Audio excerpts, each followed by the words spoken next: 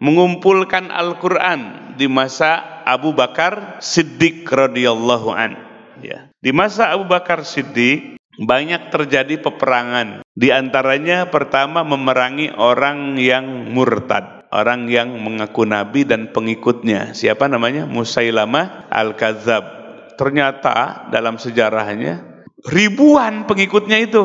Ya, bukan seorang dua orang, ribuan. Sehingga ketika terjadi peperangan disebut perang Yamamah namanya. Itu ribuan umat Islam terjadi peperangan di kedua belah pihak, puluhan ribu di kedua belah pihak. Yang kedua terjadi peperangan terhadap kelompok yang mengingkari zakat. Nah, banyak yang meninggal umat Islam. Maka Umar bin Khattab berpikir banyak orang-orang sahabat yang hafal Quran ya meninggal syahid, sehingga khawatir Umar bin Khattab Quran ini akan hilang nanti. Ya, karena waktu itu Quran itu dihafal, kalaupun ditulis hanya tidak berbentuk buku. Ya, ada yang di pelepah korma, ada yang di kulit onta, ya, dipisah-pisah begitu. Nah, ada dalam hafalan para sahabat. Maka kekhawatiran itulah Sayyidina Umar mengajukan kepada Khalifah Abu Bakar supaya Quran dikumpulkan menjadi seperti Quran sekarang. Nah, kata Abu Bakar, wahai Umar, lebih baik aku diperintahkan memindahkan gunung saja ketimbang harus mengumpulkan Quran yang tidak dicontohkan oleh Nabi. Khawatir melakukan bid'ah, kata Abu Bakar.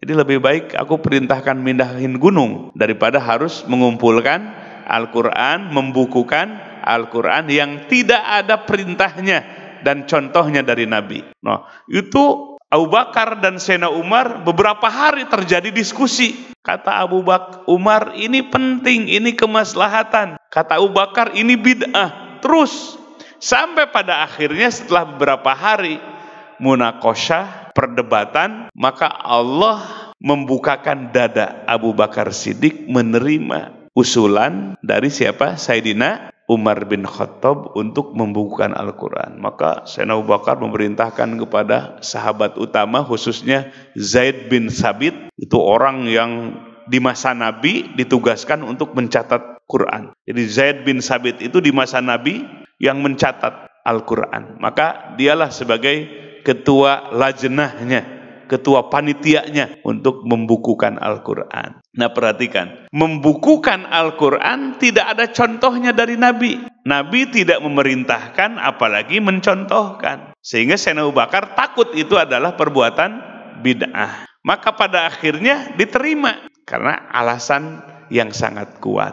Nah, maka kebijakan Abu Bakar mengumpulkan Al-Quran itu masuk dalam hadis man sanna fil Islam sunnatan hasanata. Jadi bukan bid'ah. Walaupun Nabi tidak melakukannya, walaupun Nabi tidak memerintahkannya, tetapi fil Islam muwafaqah bil usul asyariyah, sesuai dengan usul asyariyah. Karena Al-Quran itu sangat penting untuk dijaga, dipelihara, itu usul asyariyahnya. Sehingga mengumpulkan Quran itu selaras dengan usul asyariyah, dengan asal-asal ya atau kaidah-kaidah dari syariat Islam. Nah, maka mengumpulkan Quran di masa Abu Bakar Siddiq radhiyallahu an termasuk dalam hadis man sanna fil Islam sunnatan hasanatan.